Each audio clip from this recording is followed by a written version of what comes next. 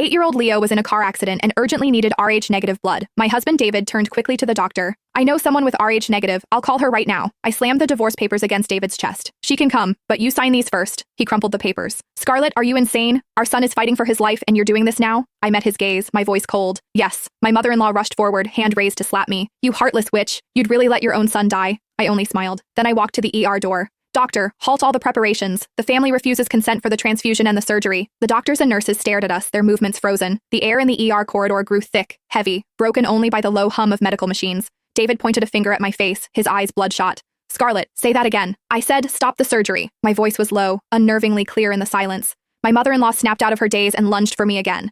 David caught her, locking his arms around her waist. She clawed at the empty air between us, screaming, "You monster! Leo is still in there! Your own flesh and blood! How can you say that?" I simply watched her, saying nothing. David held his struggling mother, snarling at me. "What the hell do you want? Is it because I called Chloe that you're acting like this? There's nothing going on between us. She just happens to have Rh-negative blood and I didn't want you to suffer again." "You didn't want me to suffer?" I asked him. "David, do you even believe that yourself?" My question choked him, his face twisting in an ugly grimace. "Is this really the time for this? Leo's life is what matters most. Whatever grievances you have, we can talk about them after the surgery, when we're home." "Home?" I looked at him. "David, we don't have a home anymore." I held out the divorce papers again. "Sign them. I've already arranged for a blood bank and several volunteers. As soon as you sign, they'll be on their way. There will be enough blood for Leo's surgery." My mother-in-law stopped sobbing. Both she and David stared at me as if I were insane. "To force me into a divorce, you'd even abandon our son's life?" David ground out, each word bitten off. "I said sign, and the blood will arrive." I didn't back down. Other patient families began to gather, whispering and pointing at me. "What's wrong with that woman? She's so cruel." Right? Even animals protect their young. Her husband didn't want her to donate blood because he cared about her, and she's using the child's life to threaten him into divorce. The murmurs and accusations washed over me, but I felt nothing. David watched me, his chest heaving.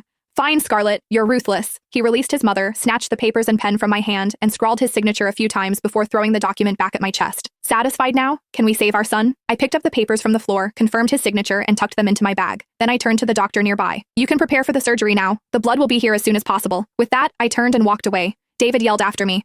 "Where are you going? You're not staying for Leo's surgery?" I didn't look back. His life or death is no longer my concern. As I exited the hospital, a car screeched to a halt in front of me. The door opened and a woman in a white dress hurried out, her face etched with anxiety. It was Chloe. She saw me, paused, then asked urgently, "Scarlett, how's Leo?" David called me, said something happened to the baby. I looked at her, the woman who had hovered around David for 10 years. "He'll live." I spat out the 3 words, moving to walk around her. Chloe seized my wrist, her eyes rimmed with red. "Scarlett, I know you've always misunderstood the bond between David and me, but right now, Leo is all that matters. Please don't blame David. He's just so worried about you." Her voice was soft, yet perfectly pitched to reach every onlooker. An elderly woman immediately began to berate me. "What kind of wife are you? She's speaking reason to you